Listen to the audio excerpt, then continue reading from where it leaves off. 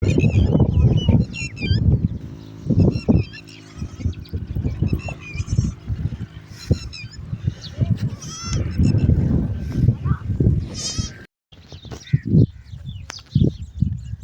वालेकुम, क्या हाल है जी? ठीक हो? उम्मीद करी ना ठीक हो। सो खरी नालो सो मैं मलिक सवरबाद तुस मेरा यूट्यूब चैनल दे पे हो। तो इस टाइम अस पहुँच गए अपने डेरे ते, जिमें कि तुस दे पे अब्दुल रहीम खड़े।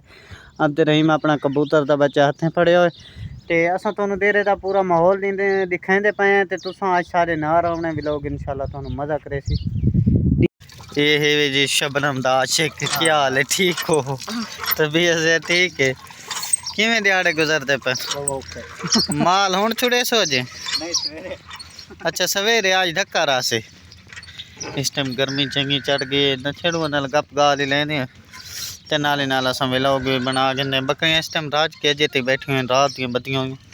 लेकिन हुण जिले अस वधे कोई परवाह नहीं, जिले छेड़ू नाल आसी दरवाजे ते बकरियां सारियां खड़ियां थी वैसे भई हुण साकू कढ़दे पे। बड़ी गर्मी पैंदी है साढ़े इलाके दिने ते शाम नूं ठंड होंदी। गाइयां हुण नाल छुट सन। वाह जी ये बकरा टेढ़ा चेक कराए लेटा होगी डर दे वदन मलवा तो एक भाग दा कर पर देते लात वांगी। हां इन्हां नु दूध पिला छोड़ छोटे बच्चों सही। जिमें रहीम साडा पहला व्लॉग बना ना, आए हाय ओ जे व्लॉग बात सब बन सी मगनियां दी वजह तो जबरदस्त बनाए।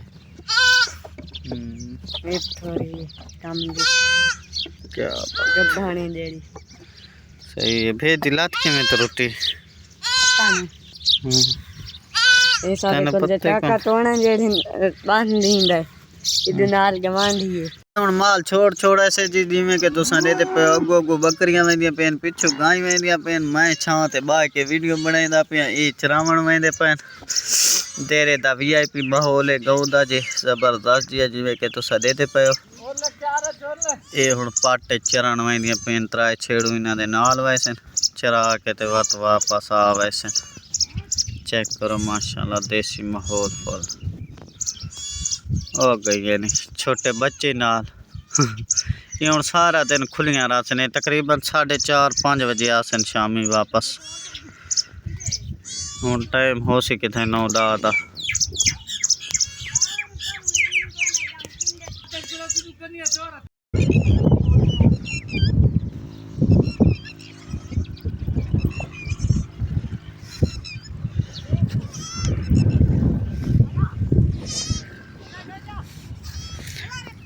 भजदा काका भजदा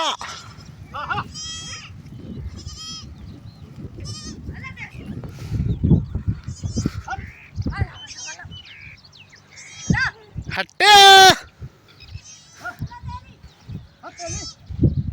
तेली ते रत्ती ते काली ते डब्बी ना रखिया भजदा। मैं तेरे वास्ते कना अगे प्यार बूटी ए आली तेरे पैरां ते चुंबड़ वैसी।